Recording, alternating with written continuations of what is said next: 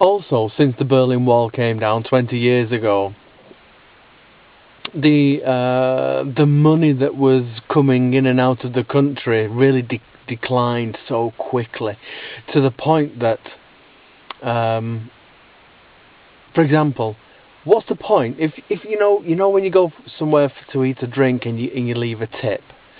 What's the point in leaving a tip to somebody who has nothing to spend it on? It really was true that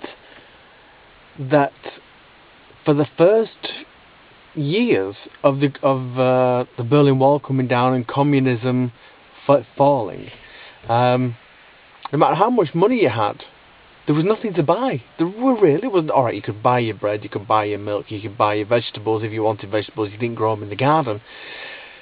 But I've met people here who have been coming to Bulgaria for many years, staying in the hotels, and they were telling me that they were asking for his wife's, I want to say stockings, but tights. They were asking for his wife's clothes. Did you know during communism, I can only speak for Bulgaria, did you know that if you was found wearing Levi jeans which were made in another country, you could be arrested, you would be arrested and would be put in prison? Can you imagine what that would be like? Oh my God.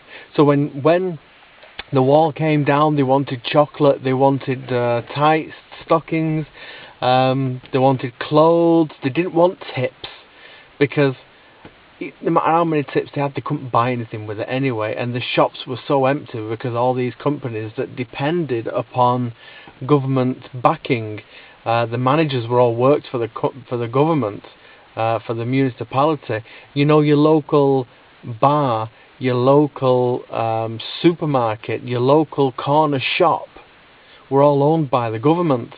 So the people that worked in those shops didn't really know what to do. They knew how to run a shop, but they didn't know where to go and buy the things from.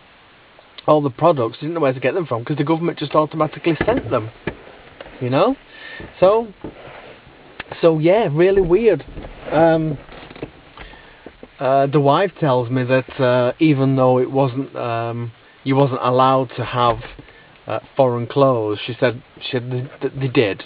They were just very careful where they wore the clothes, and they just didn't go around saying, "Ooh, I've got this and it's from Germany," and you know, because tourists from around the world still used to come. Tourists were allowed to come and have a visa to come to Bulgaria before the wall came down. Just wasn't very popular unless you were a very well-travelled person. And so yeah,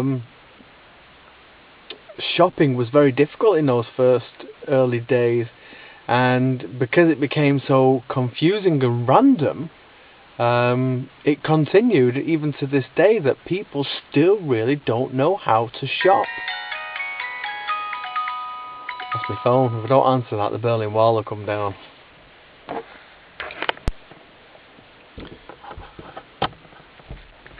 Again, I can only speak about Bulgaria. I can't speak about any of the other countries that were affected by the Berlin Wall coming down. There's something I really must say, because I feel like a lot of the things that I've said within these videos about 20 years, that I've named 20 years after, I feel that when I'm being serious, I can be very negative about almost everything that I can talk about. Did I look in the right direction with your eyes? So yeah, I can be very negative. What I would like to say is, if you ever found yourself in Bulgaria, in a small village you've never been to before, you're scared out of your wits, you're hungry, you're cold, you're wet, every single person that you will meet in this country will take you in. They will feed you. They will take you where you want to go. They will look after you and they will love you. They truly would let you into their homes.